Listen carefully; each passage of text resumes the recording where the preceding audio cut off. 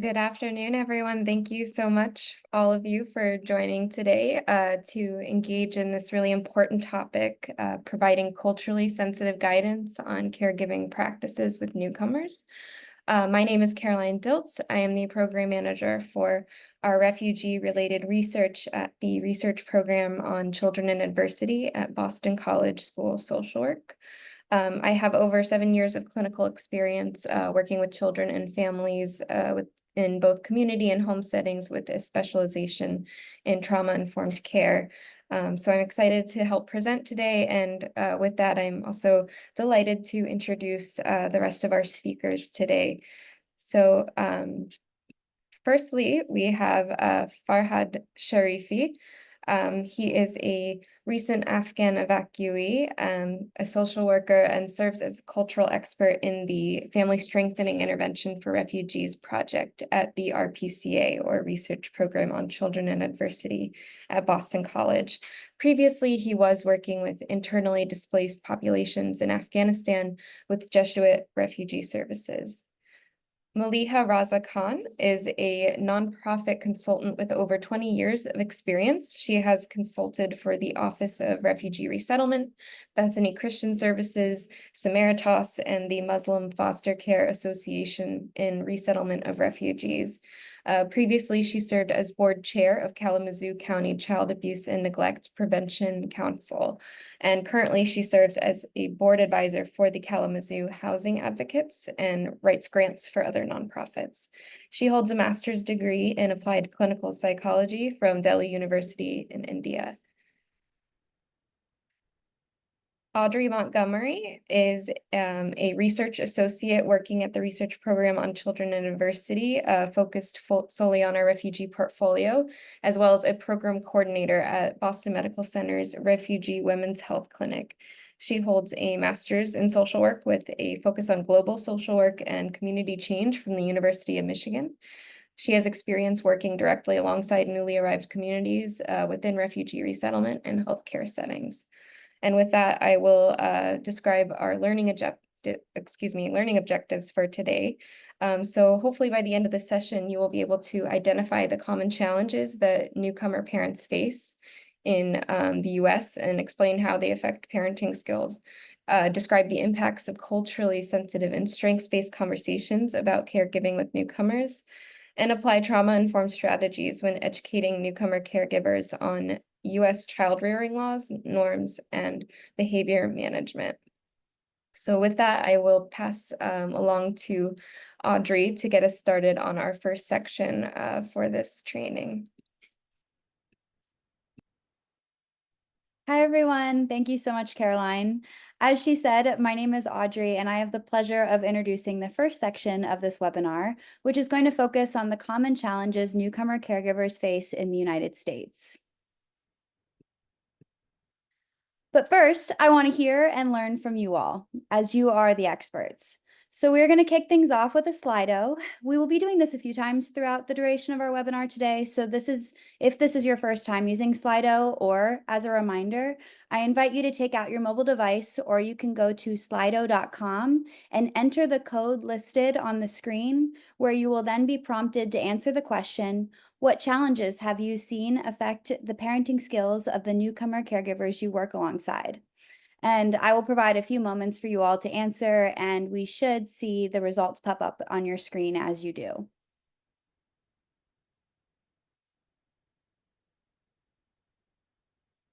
I'm seeing language, technology, housing, navigating available resources, cultural differences.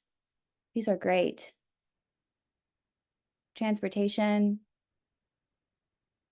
finances. I'm seeing language a lot, it looks like. Online safety and social media.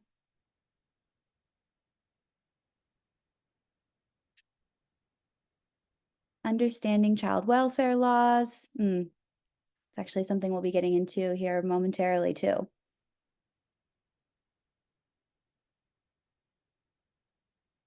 Understanding of systems, past traumatic experiences. These are great. Thank you. All right. Okay. Thank you all so much for participating.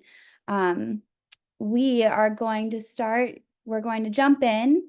I thank you again for participating. I loved learning a little bit more from you all. And also, I think that gave me a little bit better understanding of who is in our Zoom room today. So again, thank you. And as we get started, I think it can be helpful to provide some key definitions and context for the topic of discussion today. So I want to start with who is a caregiver? So the Office of Refugee Resettlement defines caregiver as any person who is primarily entrusted with the child's care and who lives with the child. So for families, the primary caregiver or caregivers may not necessarily be the biological parent to the child or the youth, newcomer families included. Extended family members and fictive kinship family members often act as caregivers in many cultures or have an elevated elder status in the family. For the purpose of this presentation today, we will be referring to parents and primary caregivers.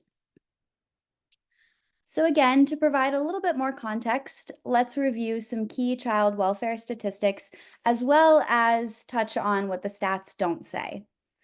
So as noted on the slide, there are approximately 17.6 million children in the United States under the age of 18 who have lived with at least one immigrant parent in the year of 2022. 87% of the 17.6 million are second-generation immigrant children born in the US to at least one immigrant parent, with the remaining 13% born abroad. And then as you'll also see on the slide there, 42% of the 17.6 million children lived in families with low income. Importantly, up-to-date statistics on the percentage of newcomer families involved in the child welfare system are not readily available, as the data is not collected uniformly on state and national levels. However, the last known data showed that children living with a foreign-born parent comprised 8.6% of all children who came to the attention of the child welfare system. In the same study, it was found that US-born parents were significantly more likely to be abusing alcohol or drugs, have intellectual and physical impairments, and have recent histories of arrest. The study also revealed that children of immigrants were more than twice as likely to be subjects of substantiated reports of emotional abuse than US-born parents. Differences in parenting practices, cultural expectations, as well as holistic child welfare system knowledge and access barriers may all contribute to the reports of incidents of suspected child abuse and neglect. It can be complicated to interpret emotional abuse, particularly because definitions of emotional abuse may vary across states. And it is important that it is possible that cultural differences or misunderstandings may be a factor. So yes, what the data doesn't say. It's important to recognize the protective factors as well that play a role in parenting. Many families migrate to ensure a better future for their children, and parents who have experienced displacement possess strength and resilience in overcoming barriers with the resettlement process to get to where they are now. So on your screen, you should see some key challenges highlighted for newcomer caregivers. I will detail the first two further prior to handing it off to my fellow colleague Farhad to touch upon the rest. So that first one is language access, which I think that you all clearly mentioned in our Slido earlier. And then that second one is change in parenting role norms. And then our third one that I think will be highlighted here soon is gap in knowledge of child welfare system. Again, I saw this one noted a few times in that Slido. The fourth is cultural or religious practice conflicting with norms.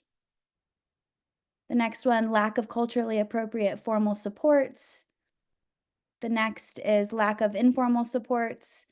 And that last one is difference in educational involvement. Again, I think I saw all of these highlighted in some way, shape, or form throughout that Slido session we all engaged in earlier. So let's first discuss language access. According to an assessment done in 2022 with the Migration Policy Institute, 46% of all 45.9 million immigrants ages age 5 and up spoke English less than quote unquote very well. Limited proficiency is cited as a frequent barrier for parents, as it can discourage parents from participating in their children's education and social life, which makes it harder to understand policies and laws and overall limits access to supportive services. That next one is change and parental role norms. So for many new arrivals, the cultural differences generally seen in US society may differ from what they are used to. In terms of gender roles specifically, many newcomers experience a change in this dynamic when mothers or women begin working in the US to overcome financial stressors, which can sometimes traditionally be seen as the male and or the father's assigned role in the family as a breadwinner. Depending on culture, newcomer fathers may not be used to playing a part in practicing parenting practices and domestic duties. The change in norms can cause tension in the family and affect the way parenting practices are implemented. Children, related to their development and socialization, tend to learn English and adapt to their environment quicker than their parents, which can overall impact a family's power structure. Additionally, the role of the parent as an authoritative figure may, at times, clash with the U.S. child welfare policies on appropriate parenting practices. Studies have shown that many newcomers, specifically from Africa, have believed that physical punishment is an effective disciplinary measure to maintain control of their children. These parents have felt that they lose a sense of authority when this is challenged by child welfare agencies. Many African parents specifically reported their children would use this knowledge against them by threatening to call their social worker or 911 if they were treated unfairly, spanked, or physically punished. The fear of having their children taken away and involvement with authorities undermines their parental power, making it difficult for newcomer parents to ensure their children's obedience. So with that, I would like to pass it off to my fellow colleague, Farhad, to detail further the remaining.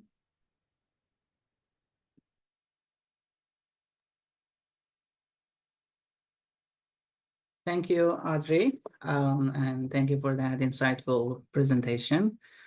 So this is one of the areas that newcomer parents need more in-depth orientation. Many don't know, as you say, or have some assumptions or misunderstanding on how child welfare system works here in the US. Many refugee and immigrant families are not knowledgeable about their parental expectations here in the US. For example, they need to know the fact that if at least very basic needs of the kids are not provided, like food, clothing, shelter, medical care, education, and supervision, then in that case, the state might get involved, and which could be a kind of something unfamiliar to their parents. So these gaps in knowledge necessarily have led to some fear of the child welfare system, as you mentioned. As Audrey mentioned, sorry. So sometimes parents get into this kind of legal trouble because they continue to discipline their kids the way they used to do in their previous practice. So it's important for them to understand what is considered child abuse here in the US, and just to make sure that they are not end up in some trouble here. So that's important. Although there are many newcomer families here, they get some cultural orientation through the agencies, but they're very information heavy, and a lot of them get overwhelmed by a lot of information. And some who have participated reported back that what we understood from all that is that spanking is illegal in the US, which is a misunderstanding. It's child abuse, which is illegal, not spanking. So, and some common reasons that some families were referred to child welfare services were among them were like they needed more cultural orientation, lack of parental skills, intergenerational family conflict, inadequate finance, domestic violence, and of course, inadequate living conditions. Next,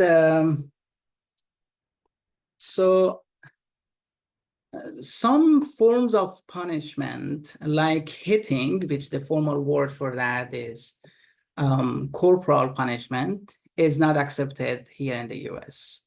And there are some other practices that might be in conflict with child welfare system policy here. For example, it is reported that in Somali culture, it is common for mothers to expect their daughters to just help them alongside their domestic chores, while the boys can have the freedom to socialize outside the home.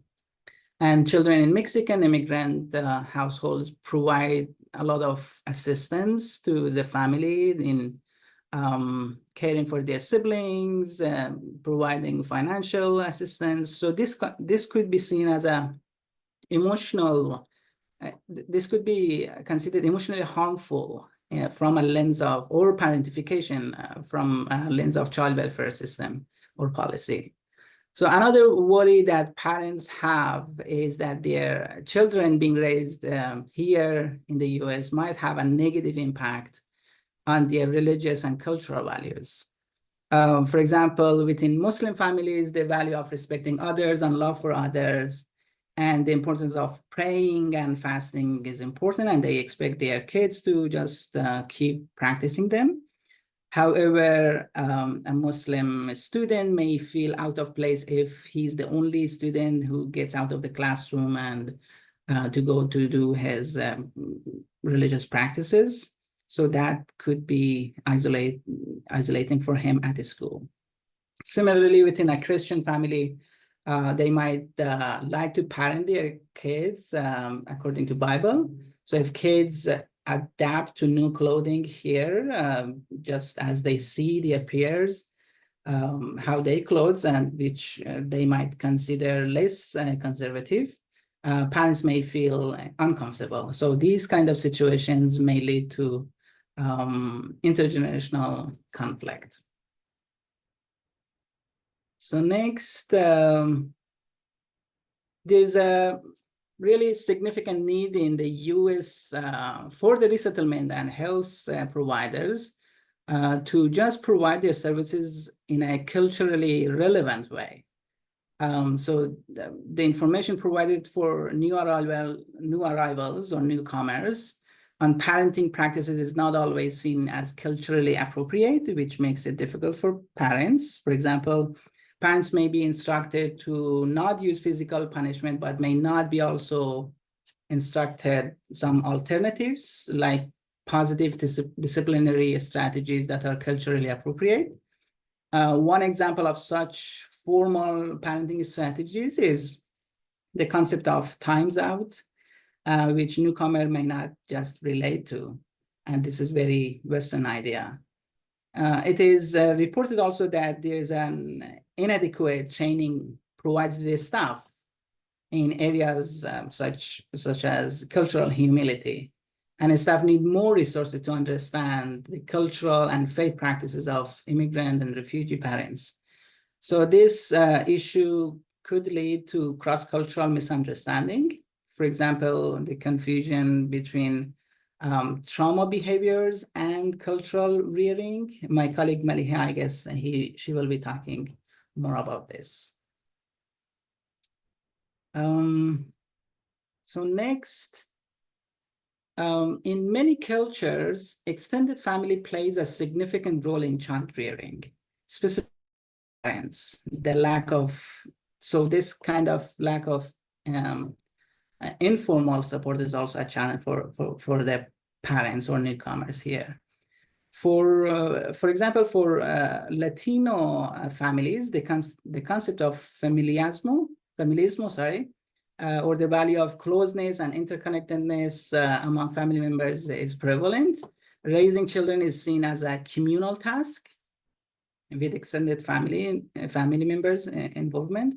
So with families now separated in new environment, these kind of values may diminish, and the parents may feel just isolated in their caregiving experiences. In some other cultures, they say, as I remember, many just reminded me that it takes a village to raise a kid, but that sort of setting is not available here in the new environment. So next, of course, among many barriers and challenges that newcomer parents have, language, as many of you have said, that is one barrier that has created problem for parents in participating and supporting their kids' education. They do want to help them, but this language is a real barrier for them. And besides, research also shows that immigrant and refugee parents tend to have a lack of knowledge of their rights and responsibilities in supporting their child's education journey here in the US. So service providers need to communicate to parents what they expect the parents to do and remind them their expected roles and responsibilities. This includes expecting them to attend to conferences or meetings with the school staff and coordinating with teachers on a regular basis. So with that, we have a Slido, which the question is, what might occur if a provider does not approach discussions appropriately with a newcomer caregiver about their parenting practices?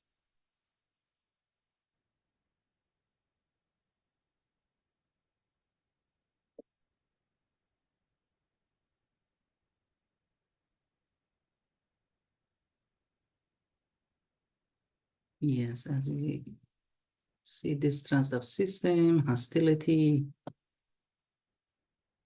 they may cause the parent to feel ashamed, isolation, misinformation, definitely. Parents feel powerless, a lot of misunderstandings, that's for sure. Lack of engagement, feeling of shame or anger, of course.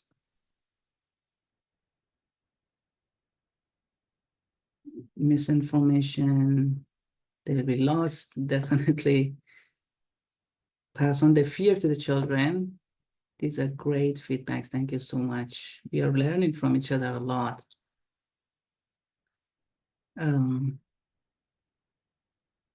Child abuse and neglect.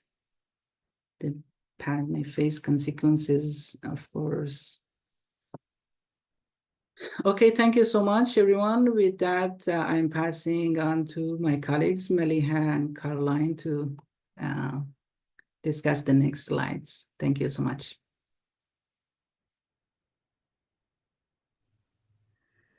Thank you, Farhad and Audrey, for a wonderful presentation. Hello, good afternoon, and salam to all. I'm excited to be here with you all today and share some of my insights and experiences in refugee, newcomer, and immigrant resettlement, especially with regard to parenting. Over the past 10 years, I've had the privilege of working in this field, initially as a community organizer and volunteer, and later in my career, helping to resettle refugees primarily from Muslim identifying countries. I'm based in Kalamazoo, Michigan, and today I will be sharing best practices that stem from my extensive work focusing on providing culturally responsive and trauma-informed services. I look forward to discussing these strategies with you. So let's dive in.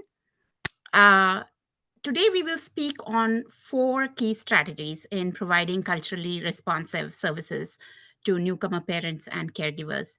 These are culturally competent service provision, a strengths-based approach, education on US laws and norms, and trauma-informed education on child behavior. While I will be focusing primarily on the first strategy, that is the provision of culturally competent services, and Caroline will be talking about the others, you'll notice a common theme running through all of our discussions, which is the importance of cultural humility. Cultural humility goes beyond simply being aware of or sensitive to cultural differences. As culturally humble service providers, we stand on a platform of continuous learning with a willingness to say to our clients, I'm not familiar with your culture, your parenting practices, or your values and norms, but I would like to understand from you.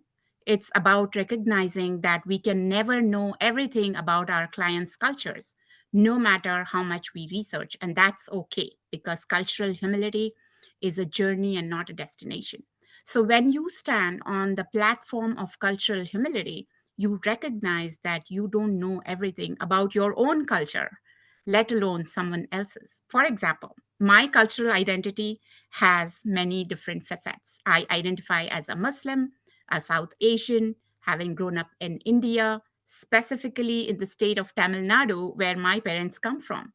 So, because India is a subcontinent, each state has its different language, its different culture and traditions.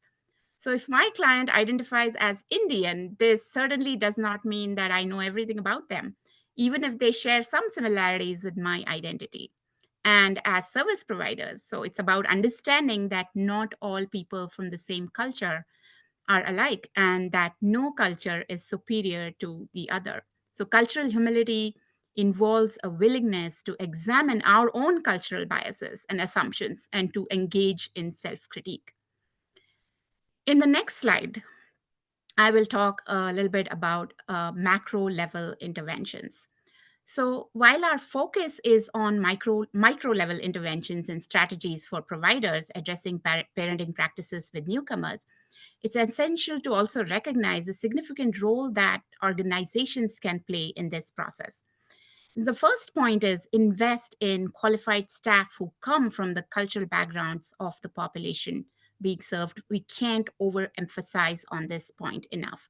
Organizations can demonstrate cultural humility by acknowledging when their existing staff are unfamiliar with the client's culture and collaborating with or hiring someone who is. In talking about my own personal experience, when the Afghan crisis happened, many resettlement agencies were taken quite by surprise. Those agencies, for example, Bethany Christian Services in Kalamazoo, who proactively reached out to the local community organizations, they hired Afghan staff, they brought in the Afghan experts that could talk to their staff about Afghan culture and Islamic traditions and practices. They were able to scale their services quickly. And research also suggests that qualifications for cultural advocates should be that the person is literate in English and has a grasp of the American culture, as well as a rich cultural knowledge and language proficiency of the refugee community. So these cultural advocates, and I've played that role myself on different occasions, serve as cultural ambassadors. They help translate American culture and norms while acting as role models for newcomer parents. When a newcomer parent sees someone like themselves who has successfully navigated the challenges of raising children in America while maintaining their cultural values and identity, it reassures them in ways that training programs alone may not be able to achieve. They may also be able to help distinguish between the trauma behaviors versus cultural practices that Farhad mentioned. The next suggestion is that organizations can also encourage and provide opportunities for professional development for staff to strengthen their knowledge on culturally competent practice. This is especially important for those providers who may not come from the same cultural background as the people they serve. The third point is that if an organization has the capacity and funding, it could be worthwhile to host regular parenting programs and multicultural events and gatherings. An example could include bringing a staff member from the child welfare system to educate on child protective services and parents' rights and responsibilities in relation to the system, and trainers and resource providers that belong to communities that are similar to the client's culture, who can answer the questions that parents may have, explain the American norms and values in a relatable way in the context of the parent's own culture would be invaluable. The fourth point is that it's important to emphasize the value of collaborating with community organizations composed of members from the same community as the parents that you are serving. For example, there are many Afghan resettlement and community aid organizations in Michigan that can provide cultural assistance and resources when working with Afghan refugees. Similarly, in different states, you'll have similar organizations that serve, say, for example, the Central American community or the Syrian community and so on. These organizations can offer linkages to community resources and cultural ambassadors, translators, community advocates who can help navigate various challenges and processes. Many newcomers face trust and credibility issues, especially if they've heard negative things about nonprofits in the US, particularly those with a historically Christian affiliation. So collaborating with community organizations helps to bridge this trust gap. And these partnerships can also enhance the organization's credibility and effectiveness by leveraging the community's internal resources and fostering a sense of trust and familiarity. In the next slide, I will talk about culturally competent service provision at the provider level. So the first point is that meeting the family where they are. This is a key concept for culturally sensitive service provision. This involves obtaining a good understanding of the family's culture, traditions, practices, and mores, and to provide services proactively and creatively. For example, one of the Afghan families that I was serving, the agency approached me and they said they are unwilling to bring their children to the physician for a specialist assessment and checkup. So the agency asked me to speak with the family and sort of persuade them or convince them to do so. And when I spoke to the family, they said, well, the physician is a person who identifies as a male, and we don't want our daughters to be seen by a male doctor. Now, the challenge was that Kalamazoo, where I'm based, it's a small community, and a female pediatrician of that specific specialty was just not available. So one way was to take them outside Kalamazoo, but then we thought of it in a different way. And I asked them if they would be willing to take their daughters in if I and another female advocate was also present during this visit and make sure that everything was okay. So this approach helped the family understand how the system worked. And once they were comfortable, they were no longer afraid to take their children to the pediatrician. The next important point is that it's common for refugee parents to not only lack English proficiency, but sometimes they're not even literate in their own native language. So in this case, you or a cultural advocate could use your phone to record a message instead of sending a text, which we've done on many different occasions. And if you don't speak their language, there are many different apps like Language Line or Tarjimli. They provide a hotline number that you can call and you can request language support on demand. And these kind of apps are extremely useful. The next point is that there's also immense value in identifying local terminology or idioms related to complex concepts like trauma and distress. For example, in Afghan culture, the word tashwish is used in both Dari and Pashto to describe significant worry and anguish. So families can better understand what they're learning through culturally relevant terms and examples. And the last suggestion is for you to participate in professional development opportunities focusing on cultural humility. Frankly, there are so many different things that one can do to develop one's own cultural humility and responsiveness apart from formal training, like reading books by different authors from different cultural backgrounds, listening to podcasts, watching international films, visiting cultural museums, exhibitions, learning about the history of different cultures, traveling, exploring your own culture, and questioning your own assumptions and biases. The last one alone should be great opportunity to learn and grow. There's a lot to say on this topic, and we can probably have a whole webinar dedicated to this alone, but time is short. So I will hand it over to my colleague, Caroline. Thanks for listening. Thank you, Maliha, and I love all your examples. Wonderful. So just continuing on, whether you come from the family's cultural background or if you don't, I think employing a strengths-based approach is absolutely crucial when you're fostering these kind of discussions related to parenting. So one thing to remember, and this can be tough for some people if you have strong opinions, but is that religious beliefs can be a strength for families, and it can be a protective resource for them. So it's really important to be culturally sensitive when you're discussing some of these topics. So take time to really educate yourself on the religion of the family you work with. If you're not familiar with those kind of beliefs, it can really go a long way in promoting positive engagement with the family and to understand more about the motivation behind some of the practices that families are doing. If you're facilitating a program or an intervention, really think about the way the material is approached. Is it culturally appropriate for the people that you're serving? If it's not, maybe look into adapting the material by keeping the core message there, but also adapting the material so that it's delivered in a way that the families can find accessible. Something to keep in mind too, though, with religious beliefs is to avoid initiating those direct discussions because that can be a highly sensitive subject for people. Remember that every family is different, so you can't make assumptions or generalizations about how they practice their faith. How one family practices Islam, for example, may be different from how another family does. So just keep that in mind when you're doing this. And even though it's encouraged to not initiate those direct discussions, families might want to bring them up anyway, which is okay. So providers should be trained on just how to manage those kind of discussions and any questions that might come up with their faith. I think something that I always like to say is just also to be culturally curious and to be curious in an appropriate way when families are engaging in maybe a discussion about religion that you're not as familiar with.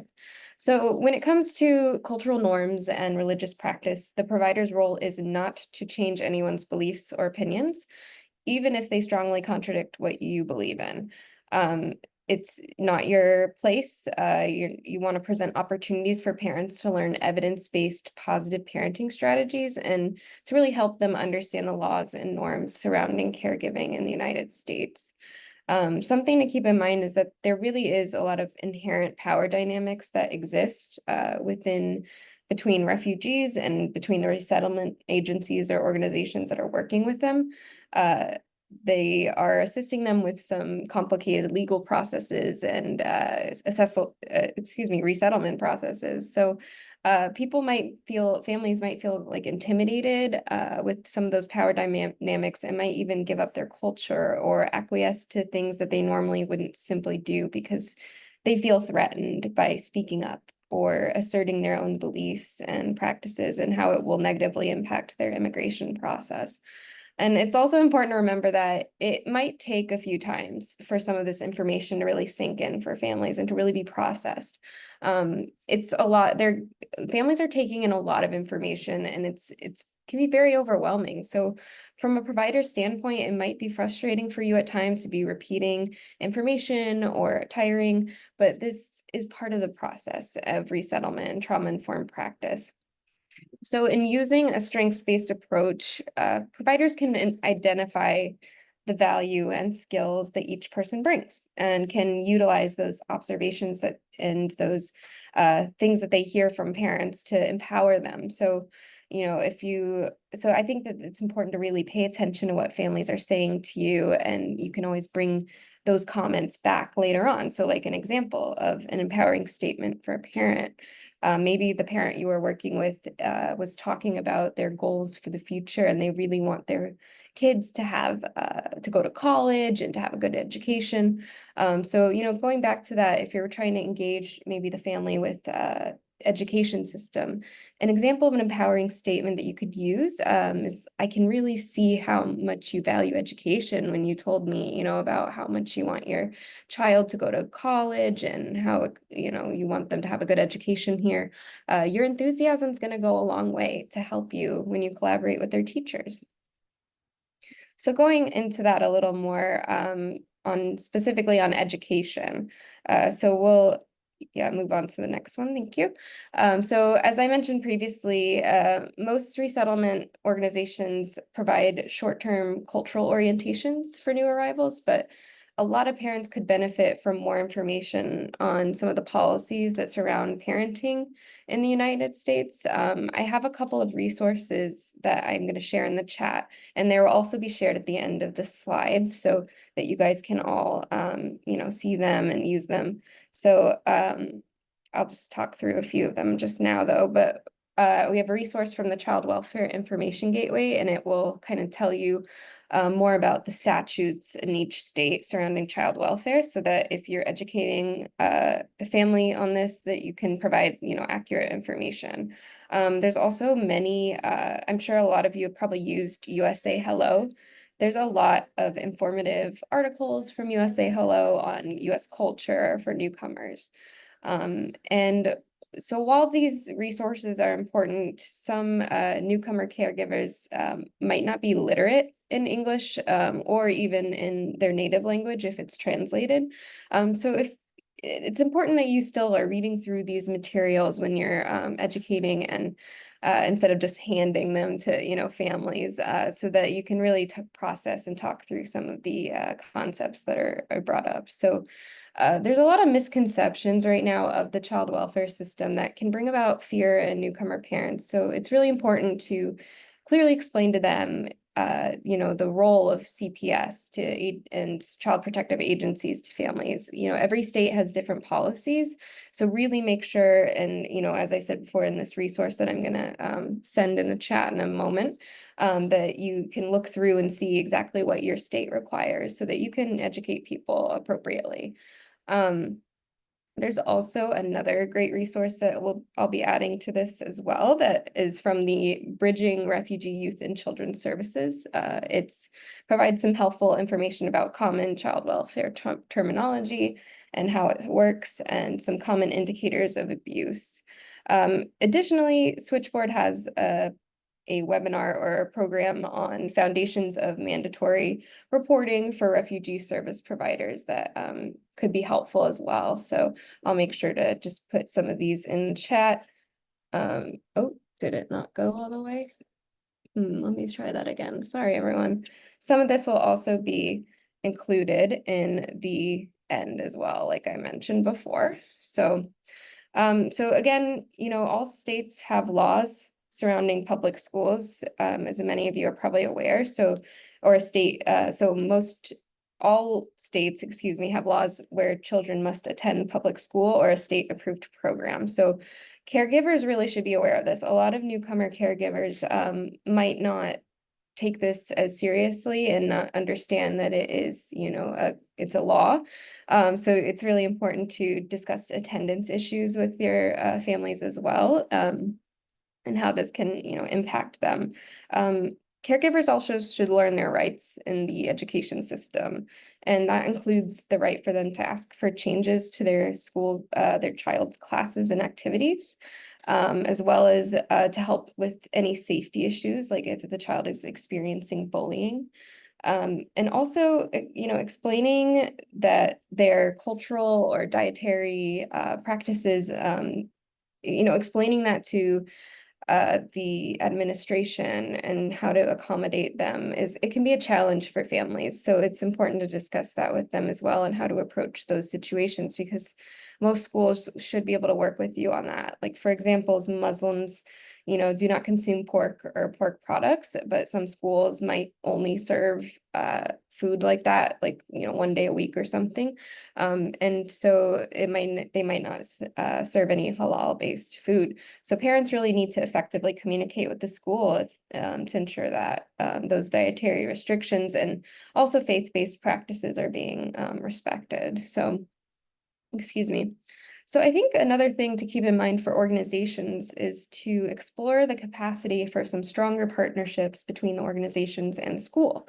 An example is that, in our program with our collaboration with a agency in Michigan, is that the agency was really noticing a lot of parents were not, very educated on what the school system looks like, and a lot of incoming Afghan arrivals in particular. So the agency actually partnered with the Lansing Public School District, and they held what like an Afghan literacy night is what they called it. And essentially they brought in you know, a lot of Afghan families within the school system where they were able to learn from the teachers and learn more about what their kids are doing at the school, what the policies are. They even were able to partner with some health programs too to come in to just provide, you know, a little bit of health, you know, knowledge too to the families. And it was a really great turnout and a great program. So if you have the capacity to do something like that, I think it's a great idea.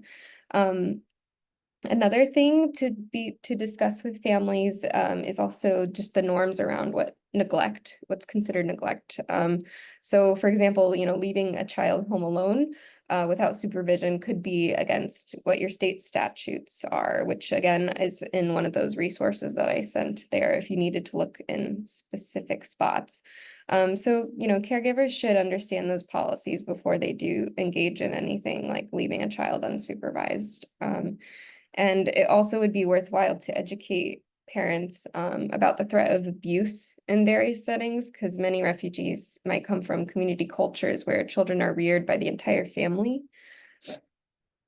And excuse me, and they might not be as familiar with maybe some of the other settings where abuse could be seen, like in school settings, religious settings, and online. It could be very helpful to educate on these things.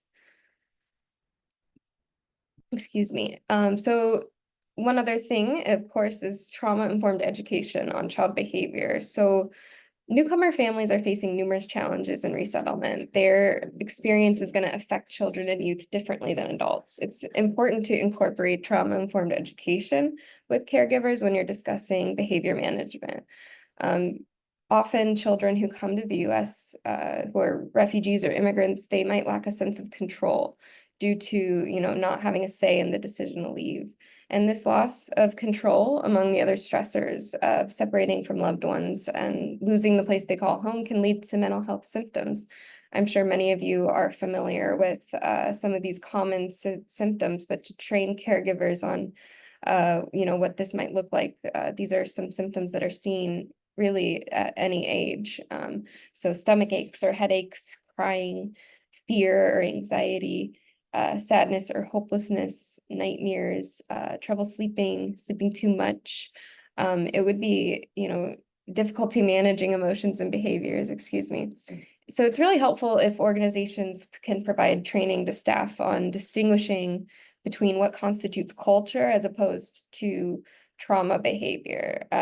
So you know, during the initial evacuation and the resettlement of Afghans, it was reported that some staff were struggling with identifying whether a child acting aggressively, for instance, was part of their culture and how they were reared, when more often it was actually a symptom of their repeated and generational trauma. So that is where I will end that section, and we'll move on to a case study, which Maliha will share with us a little bit about, and then we will move on to a Q&A after we go through the case study. So thank you, Maliha. I'll pass it off to you again. Thank you very much, Caroline. So today we're going to talk about a case study, which is actually a composite, and it's based on a very real situation that occurred when I was working with an organization that supported foster parents that identified as Muslim. However, it does have elements of other, you know, refugee and immigrant foster parents and caregivers that I supported during my career. And these elements are there to aid our learning. So here's the case study. Amina, an immigrant woman, married John, an American, when he was working in a country which has elements of Nigeria and Somalia. Raised in a conservative Muslim family, Amina adhered to traditional values where girls covered themselves, they were restricted from going out, and except for education or work, and they did not freely mingle with males. So girls were also expected to kind of help with mothers with their housework or chores and so on. The couple had two daughters together, and later Amina accompanied John back to the US with their now preteen daughters. Upon returning to the US, though, Amina and John faced significant challenges in their marriage, primarily due to their starkly different child rearing practices. So in her home country, Amina's upbringing had involved strict guidelines on behavior and responsibilities for girls, which she tried to enforce with her own children. Conversely, John, who was raised in a liberal American family, had different child rearing practices, allowing the children to stay out late, paying them for chores, which is a very common thing here in Western families. But for Amina, she found that absurd because she believed that chores should be part of the home responsibilities without monetary incentives. The children, as sometimes happen, often played their parents against each other, taking advantage of their different parenting styles. Tensions peaked when one of the daughters, she stayed out late at a friend's house and refused to come home and asked. Amina was frustrated and adhering to her own cultural norms. She raised her hand to discipline her daughter. The daughter called her father, who yelled at Amina, further escalating the conflict. The friend's parent, who was witnessing this altercation, they called Child Protective Services. Now, although the CPS case was dismissed, it was a very traumatic experience for Amina, amplifying her sense of isolation and misunderstanding in her new environment. Ultimately, the cultural and parenting conflicts led Amina and John divorcing. Amina continued to face challenges in navigating the cultural landscape and of parenting in the US. And despite these struggles, she, at a later stage, aspired to become a licensed foster parent, driven by her desire to provide a loving home to children in need. But when Amina applied to become a licensed foster parent, the licensing agency reached out to her now grown children for feedback, who then recommended that Amina should get more education, and they would not recommend her to get a foster care license without sending her through this kind of an education. So that's the case study as we have it. We'll go on to a Slido in the next slide. And please go to the slido.com and answer the question that's on your screen. What is one parenting challenge that Amina faced as a newly arrived caregiver in the US, as per your understanding?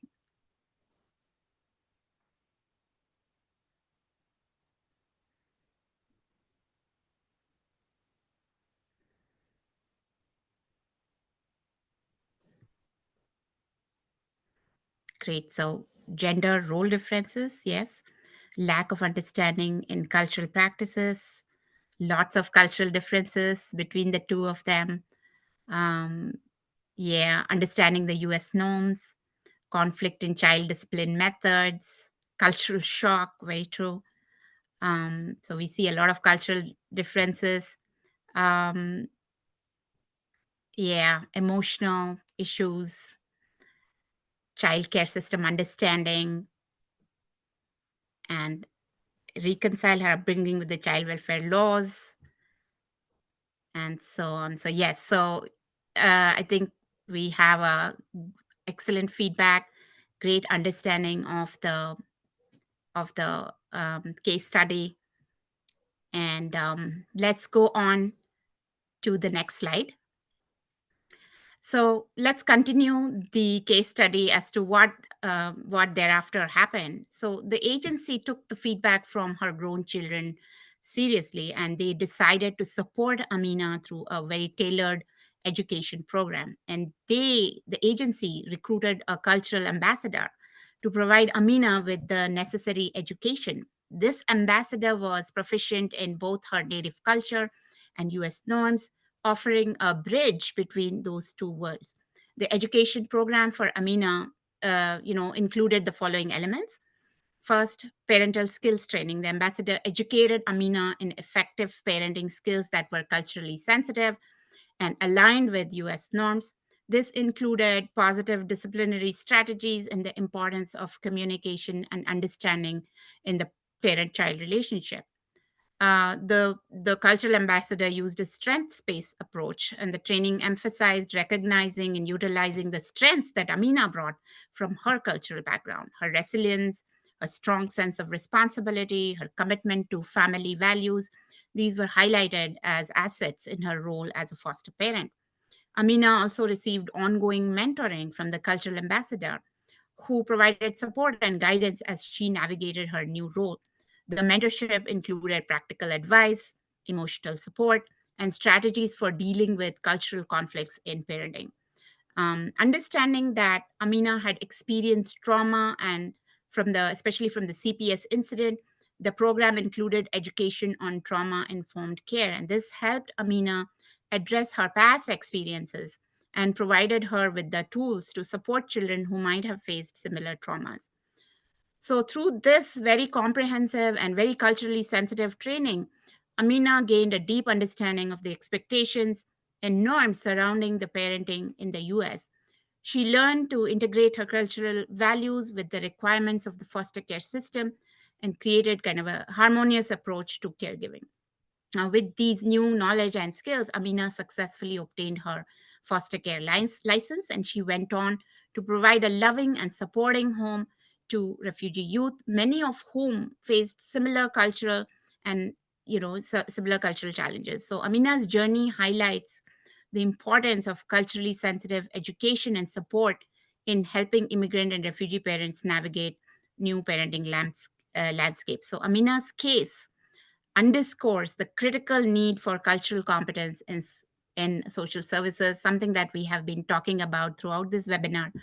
And by leveraging these kind of systemic strategies, such as involving cultural ambassadors and individual strategies like personalized mentoring and strengths-based education, we can help people like Amina transform their parenting approach. And her success story serves as an inspiration for other immigrant and refugee parents and caregivers striving to adapt new cultural norms while maintaining their cultural identities. So over to Caroline.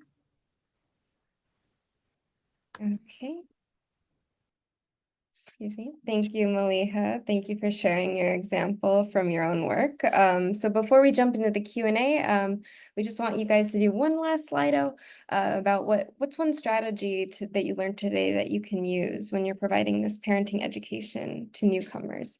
I know we had to go through some extensive material quickly, but hopefully we are giving you a little bit more of a jumping off point to help you in engaging in these kind of discussions. So getting to know the culture is absolutely important. Being sensitive, cultural ambassador, and explaining and asking questions of understanding, providing a comprehensive orientation. And using the cultural differences as parental strength, wonderful. And creating culturally competent material for staff. Don't make assumptions, I love that. Bringing in an expert on the topic, yeah, definitely for the staff. Don't take anything for granted. Providing workshop opportunities, absolutely. Active listening, strengths-based approach. Yeah, these are all great. Well, great. I'm so glad that you guys were able to get a little bit out of this training, but we still have a little bit of time to hear from our experts on the panel to answer any questions that you all have. So one that I was looking at that I thought was interesting, and we can probably go ahead and jump into, is how do you see the importance of a series of nurturing fatherhood program serving as a roadmap and guide while helping caregivers discover and cultivate their parenting potential? As a lot of Afghan newcomers have been affected with so many different factors, like cultural differences, language, justices, Islamic perspectives, and other socio-emotional conflicts. So this is specifically about fatherhood program. So I guess I'd like to hear what your all thoughts on the importance of, engaging fathers into this discussion. If anyone wants to jump in.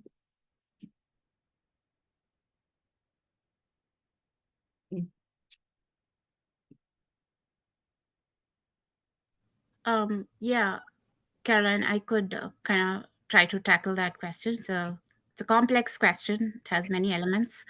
So I can speak in regard to refugees and newcomer parents from Muslim identifying countries. And many cultures in South Asia Asia, Middle East, the mother is the one that is most closely involved in caregiving and parenting and so on. It's not to say that fathers are not involved, but in the daily, day-to-day, um, providing the values and transmitting the norms and so on, mothers are very deeply involved in child rearing.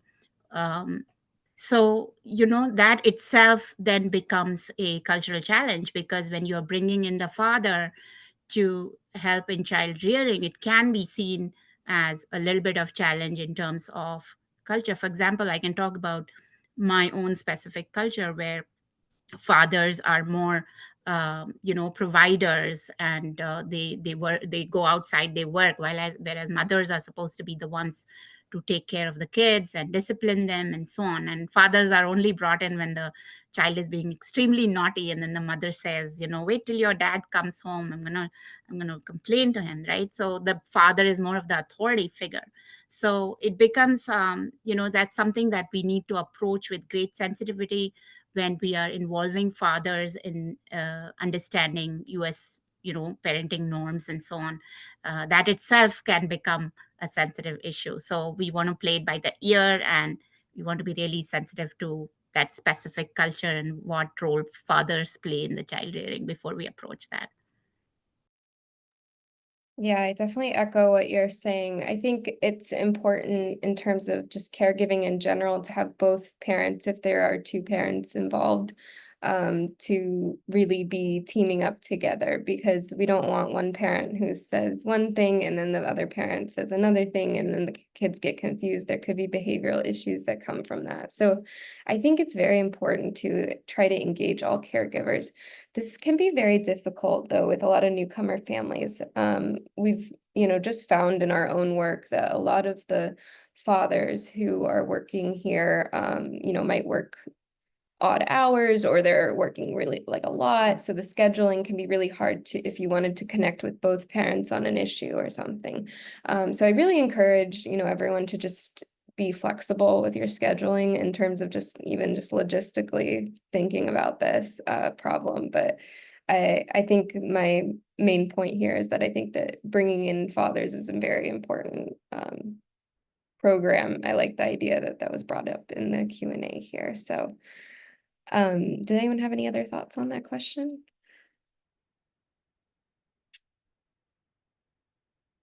Okay. So another question that came up that I thought was interesting was about, is there any organizations that provide, information sessions about childcare expectation or childcare systems in the US? So I believe one of the resources I sent is from the BRYCS or BRICS. They kind of cover that, but I understand why that would be really important to have someone, presenting this information. I know an agency that we've worked with has partnered before with CPS or someone from the child welfare system who came in and literally presented on like what is, what are the policies, and, what are some of the common things that we need to be aware of when it comes to child welfare. So I think partnering with these kind of agencies is really important. So I guess my question to the group too is just, are there other ways that we can collaborate more efficiently with child welfare systems?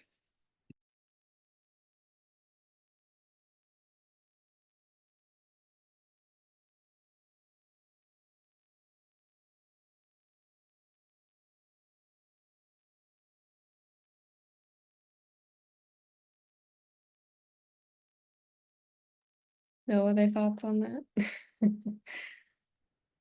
I can jump in a little bit here to add, if that's okay. I think just something that we touched upon that I'm thinking about is really collaborating with local resources, because when it comes to childcare expectations and laws, it changes and varies so much by your state and your environment.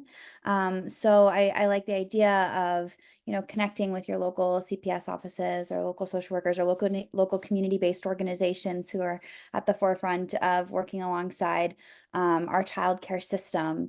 And so I similarly am trying to go through my head of, okay, what are some local organizations that I have right down the street from me? But they definitely vary. So I don't know if that's a fully fleshed out answer, but it certainly can depend on where folks are living and where they're receiving resources and services, or what access they have locally.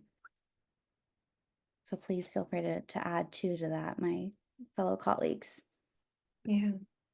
No, absolutely. And I think a lot of, if we're wanting to just move on to the next question, I think most of the ones that I'm seeing in this chat are kind of along the same theme about resources and like lists of resources or organizations that people know. So we have, are there resources on, forms of discipline that to recommend and encouraging dialogue and respect, any resources on parenting classes and cultural ambassadors. And also on just focusing on child safety. So in addition to the ones that I put into the chat, do you all have any other recommended resources that are out there that you would like to share with the group? So I don't have a list of resources right off the bat, but from my experience working with newcomer and refugee parents and families, the first thing I would do is to look around in my own community to figure out what kind of community organizations are functioning in your local neighborhood or local community. That would be my first port of call. I can give you an example of, because I primarily dealt with refugees that were from Muslim identifying countries. So my first port of call would always be the local Islamic center, because for Muslims, the Islamic center is their center of their communities, the center of their social life, and so on. So if you want to source cultural ambassadors, or you want to source that kind of information and resources, then the first port of call should be the Islamic center. You could walk over there and speak to the imam and put your challenge to the imam, and then the imam could then locate the right person that could be able to help you with that specific challenge. For example, somebody asked a question that where can we get more where can we get cultural ambassadors, for example. So in an Islamic center, say for example in an Islamic center in Detroit, you would have the Somali community, you would have the Nigerian community, you would have the Syrian community, you would have the Afghan community. So all of them would congregate there, especially on Fridays. So the imam would generally get to know which communities are represented, and he or she would be able to help with that.